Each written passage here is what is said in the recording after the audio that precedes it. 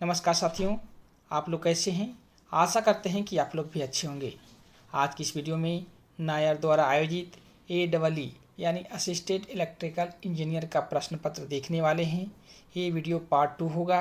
Part 1 upload किया जा चुका है। अगर आप नहीं देखे हैं तो प्ले लिस्ट में जा कर के देख सकते हैं।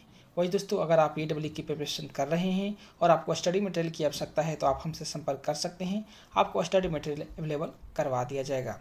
अगर आप ये जो वीडियो देख रहे हैं उसका PDF चाहिए तो आप कमेंट ज़रूर करें, आपको PDF व्हाट्सएप या ईमेल के माध्यम से भेज दिया जाएगा। तो बिना समय गंवाए इस वीडियो की शुरुआत करते हैं। दोस्तों, पिछली वीडियो में 55 प्रश्न तक देख लिए थे। आगे के जो 55 प्रश्न हैं इस वीडियो में देखेंगे।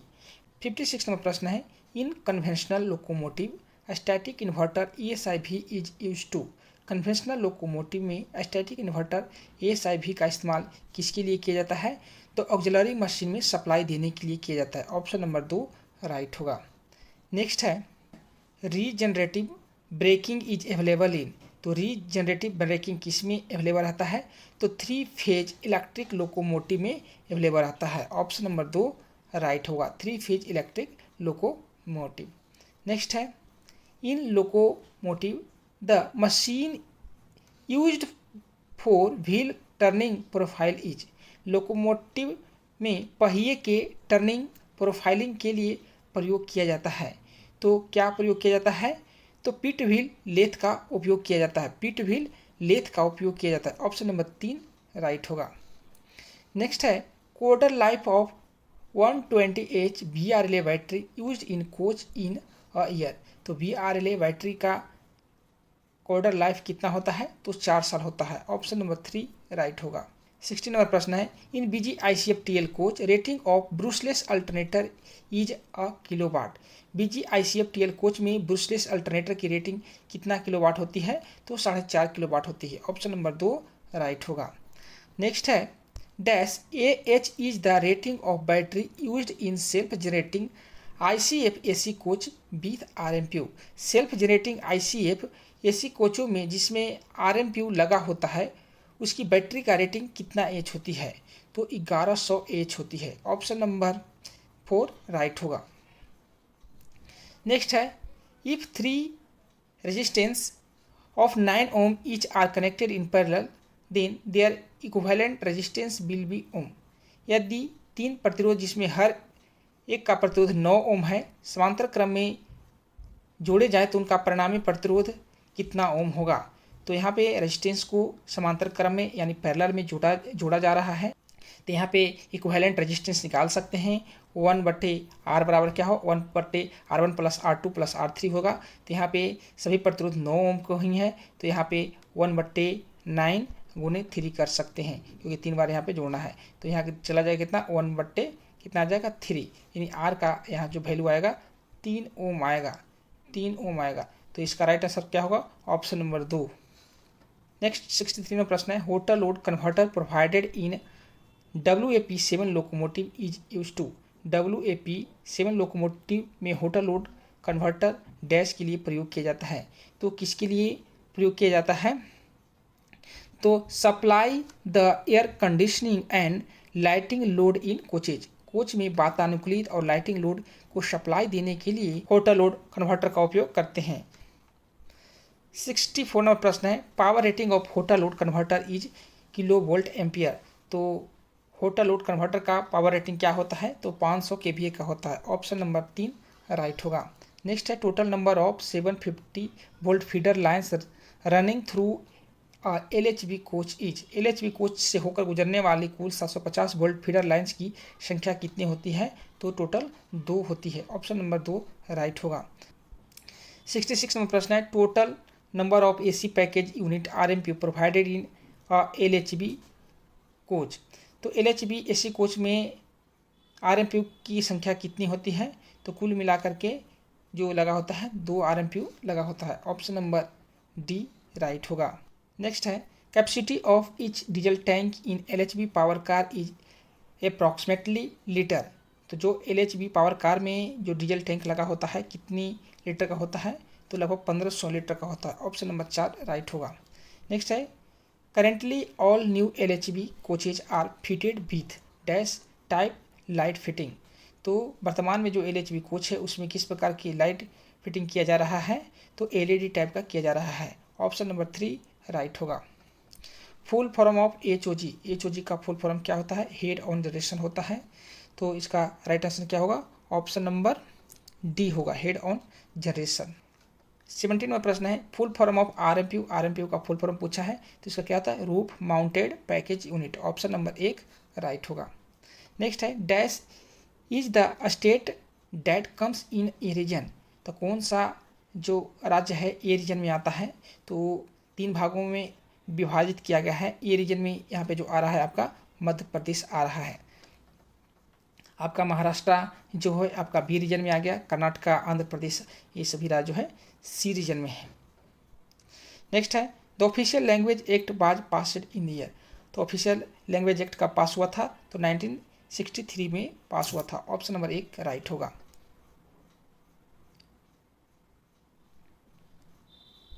नेक्स्ट है विच सब committee of parliamentary committee on official language supervise the ministry of railway. Rail मंत्रालय का निरीक्षण संसदीय राजभाषा समिति की कौन सी उप समिति करती है, तो दूसरी उप समिति करती है। ऑप्शन नंबर 2 राइट होगा।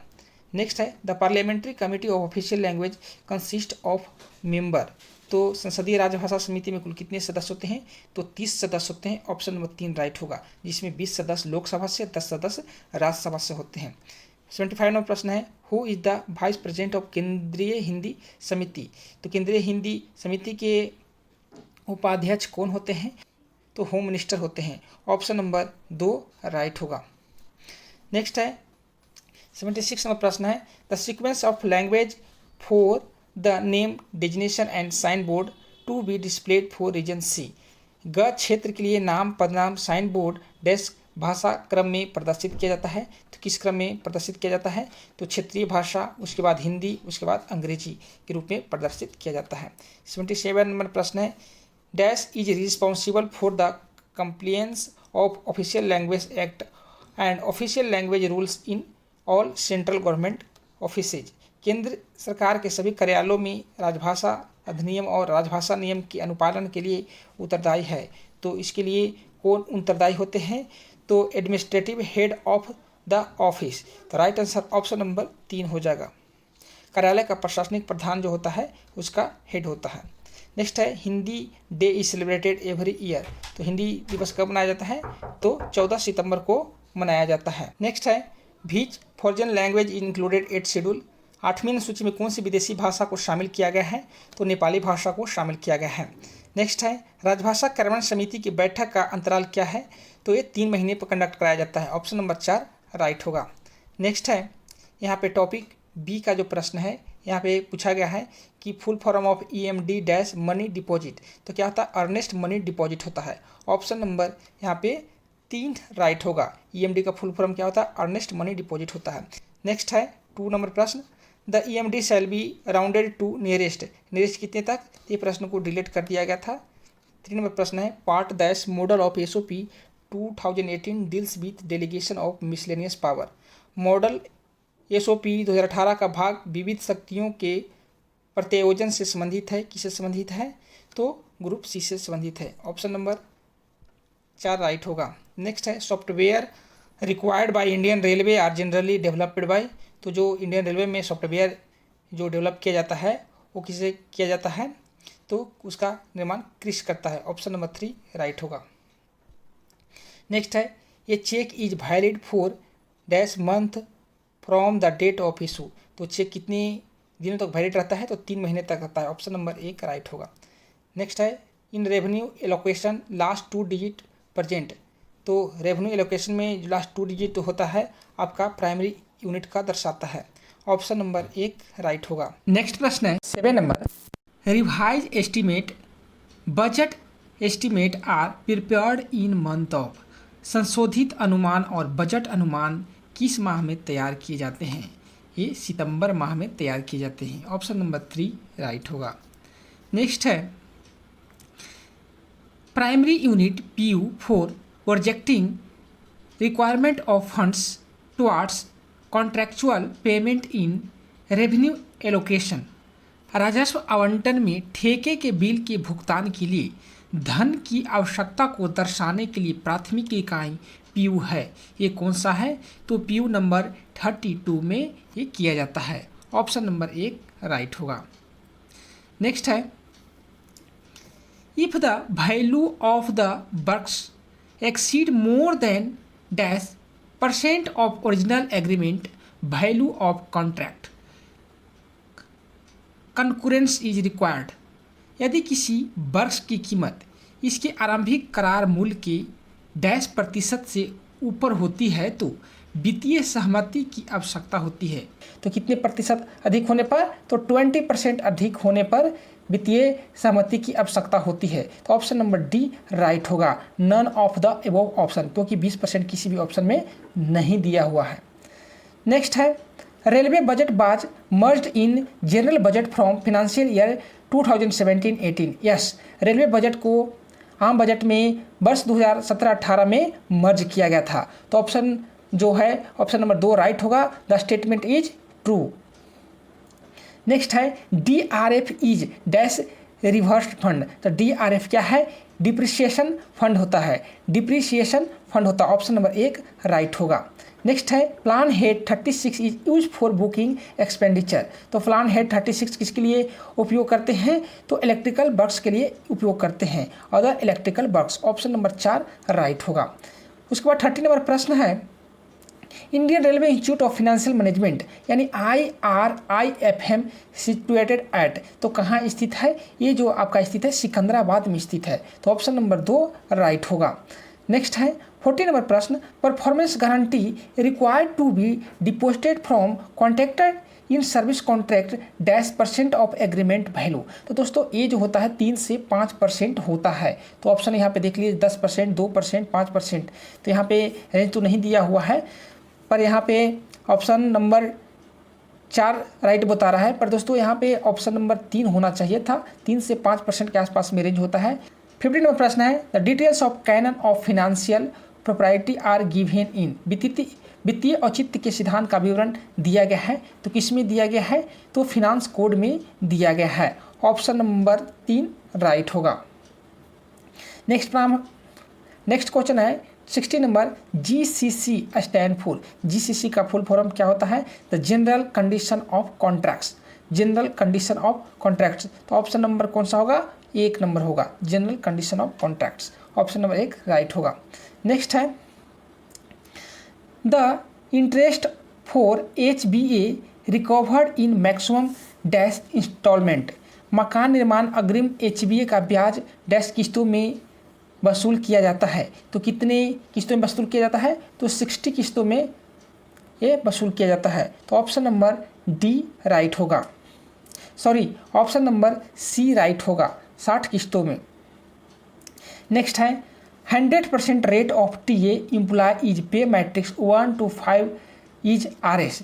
अगर 100% TA क्लेम कर रहे हैं तो ये कितना होता है? तो 100% आपका 500 होता है। पर दोस्तों अब यहाँ पे 25% इंक्रीज हो गया है। तो यहाँ पे 25% अगर करेंगे तो यहाँ कितना हो जाएगा? 750 रुपये हो जाएगा। तो प्रेजेंट टाइम में 100% TA कितना है? 1 to 5 लेवल का 750 रुपये है, यह ध्यान रखिएगा।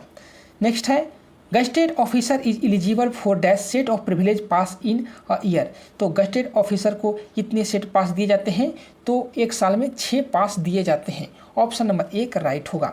GM is entitle for metal token. तो GM को किस लेवल के टोकन दिया जाता है? तो ये जो दिया जाता है गोल्ड लेवल का, स्वर्ण लेवल का दिया जाता है। ऑप्शन नंबर 1 राइट होगा। उसके बाद बहुत ही अच्छा प्रश्न है, in case of works log on means period of duty over 12 hours. कर्मचारी के लिए लॉग ऑन का तात्पर्य 12 घंटे से अधिक की ड्यूटी की अवधि है।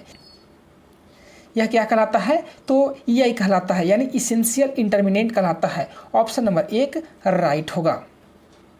नेक्स्ट है, document which show the duty hours of works of railway servant. ये क्या कहलाता है? ड्यूटी रोस्टर कहलाता है। ऑप्शन नंबर 1 राइट होगा। नेक्स्ट है, paternity leaves is signed to employ. पितृत्व अवकाश कर्मचारियों को प्रदान किया जाता है। तो ये आपका मेल कर्मचारियों को प्रदान किया जाता है और कुल टोटल कितने होते हैं, तो 15 दिन मिलते हैं। कितने दिन मिलता है, 15 डेज मिलता है, जिसको 6 महीने के अंदर यूज करना होता है और 2 जीवित बच्चों तक ये दिया जाता है। तो ऑप्शन नंबर क्या होगा, ऑप्शन नंबर 2 राइट होगा। 24 नंबर प्रश्न है, paternity leave is entitle up to children. तो पैटर्निटी लीव कितने चिल्ड्रेन को मिलते हैं, तो 2 बच्चे तक को मिलते हैं। ऑप्शन नंबर 3 राइट होगा। नेक्स्ट है, a female employ eligible for that days of CCL in entire railway service. तो पूरे सर्विस काल में CCL कितने मिलते हैं एक महिला कर्मचारी को, तो टोटल 730 दिन मिलते हैं। ऑप्शन नंबर 4 राइट होगा। Period of appeal under DAR rule is days. तो अनुशासन एवं अपील नियम के तहत अपील की अवधि कितनी दिन होती है, तो 45 डेज होती है। ऑप्शन नंबर 2 राइट होगा। 27 नंबर प्रश्न है, dash forms are use for issuing major penalty chargesheet. तो मेजर पेनाल्टी चार्जशीट के लिए कौन सा फॉर्म दिया जाता है, तो SF 5 दिया जाता है। ऑप्शन नंबर 3 राइट होगा। नेक्स्ट है, dash is the standard form of use for suspension. तो सस्पेंशन के लिए क्या दिया जाता है, SF 1 दिया जाता है। जबकि SF 11 किसके लिए उपयोग करते हैं, तो SF 11 का उपयोग माइनर पेनाल्टी के लिए दिया जाता है। 29 में प्रश्न है, in reference to DAR NIP stand for. DAR के संदर्भ में NIP का फुल फॉर्म क्या होता है, तो NIP का फुल फॉर्म होता है notice of imposition of penalty. Notice of imposition of penalty. Option number 1 right होगा। ऑप्शन नंबर 1 राइट होगा। और आज का अंतिम प्रश्न है 30 number, dash state is not covered under RTI act. राज्य RTI अधिनियम के अंतर्गत नहीं आता है। ऑप्शन देख लीजिए, Jammu and Kashmir, Delhi, Maharashtra, none of the given option. तो इसका राइट आंसर ऑप्शन नंबर 4 होगा, none of the given option. दोस्तों, वर्ष 2019 से पहले जम्मू एंड कश्मीर में RTI एक्ट लागू नहीं होता था, पर 2019 के बाद में अब जम्मू कश्मीर भी RTI एक्ट के अंतर्गत आ गया है। तो यहाँ पे ऑप्शन 4 होगा, none of the given option. Option number D right होगा। तो दोस्तों, पूरा सेट कंप्लीट हुआ। आशा करते हैं कि ये वीडियो आप लोग को बहुत ही अच्छा लग रहा होगा।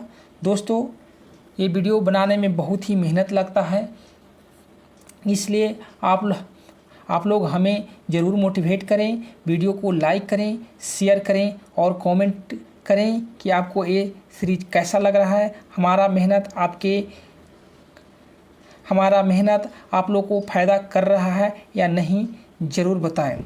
वही दोस्तों, एक बार आप लोग को फिर कहना चाहूँगा कि अगर आप AEE की प्रिपरेशन कर रहे हैं और आपको स्टडी मटेरियल की आवश्यकता है, तो आप हमसे संपर्क कर सकते हैं। आपको स्टडी मटेरियल अवेलेबल करवा दिया जाएगा।